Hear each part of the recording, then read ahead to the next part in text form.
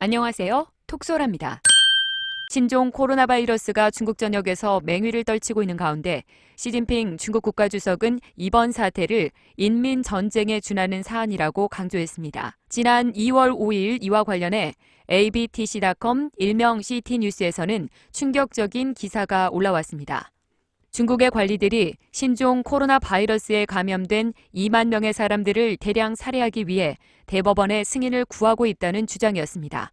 치명적인 바이러스의 확산을 통제하는 수단으로 중국에서 환자를 대량 살상하기로 하고 금요일에 승인이 날 것으로 예상된다는 내용의 이 기사는 SNS 등을 통해 빠르게 전 세계로 퍼져나갔습니다.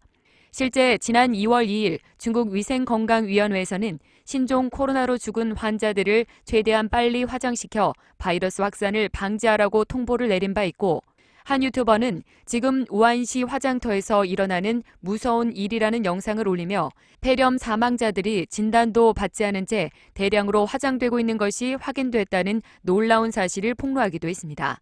2002년 사스 때도 비슷한 소문이 있었습니다. 2002년 11월 중국 공산당이 제16차 당대회를 개최할 당시 중국 남부 지역에서는 사스가 발생했습니다. 이 회의에서 장점민 전 국가주석은 후진타오에게 국가주석 자리는 이양했지만 군사위 주석직은 계속 유지하게 됐는데요. 사스 발생 같은 불길한 사건으로 인해 당대회 분위기가 망쳐질 것을 우려해 발표를 금지했습니다. 당내에서는 이를 놓고 논란이 일기도 했지만 장점민 전 국가주석은 안정이 있어야 번영이 있다면서 200만 명쯤은 희생해도 된다고 말한 것으로 전해졌습니다. 이 때문에 지방관리들은 환자의 병원 기록을 조작하거나 심지어 확산을 막기 위해서 위중한 환자들을 안락사시켰다는 소문까지 돌았고 또 일부 지역에서는 군인들을 동원해 환자가 발생한 마을을 포위하고 외부와의 통신을 차단했으며 탈출하는 주민은 사살했다는 소문도 있었습니다.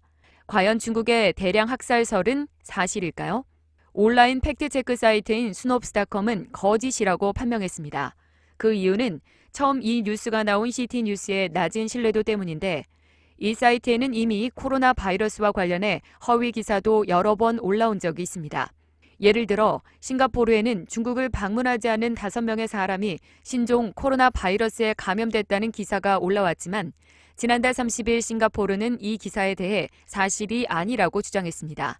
CT뉴스에 올라오는 대부분의 기사에는 명확한 근거와 증거가 제시되지 않고 있고 출처조차 언급되지 않습니다.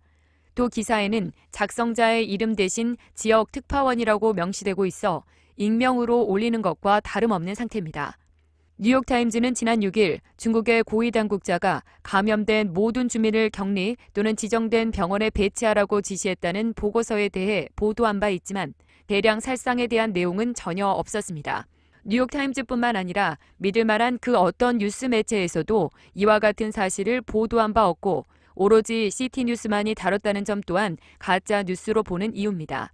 내 생명과 직결된 재난 상황이라 사람들의 관심이 높은 데다 중국 정부에 대한 불신이 높기 때문에 끊임없이 루머들이 쏟아져 나오고 있는데요. 대부분 정황상 가짜 뉴스라고 판단되고 있을 뿐 그 어떤 것도 명확하게 증명된 것은 없습니다. 감사합니다.